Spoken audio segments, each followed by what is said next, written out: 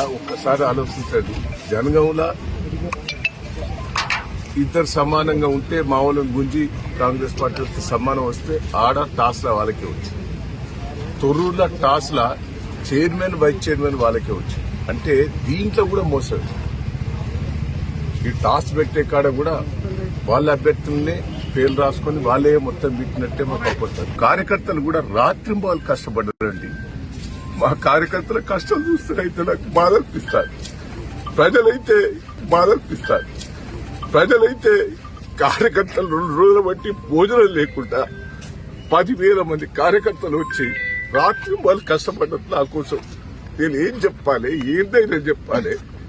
ఎట్లా ఇంత విరుద్ధంగా చేస్తా అంటే రాజకీయాలలో నేను ఉండాలా పోవాలా, రాజకీయాలలో నేను ఉండాలా పోవాలా నాకైతే బాధ ఉంటుంది. దయచేసి ఏంది దౌర్జన్యం?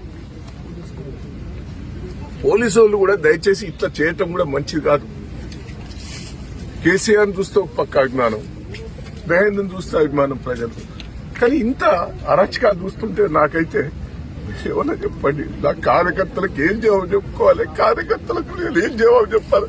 నా కార్యకర్తలకు ఏం జవాబు చెప్పుకోవాలి? కార్యకర్తలకు నేను ఏం జవాబు చెప్పాలి? పాపం తెగించి పనిచేసేది 2 రోజులు.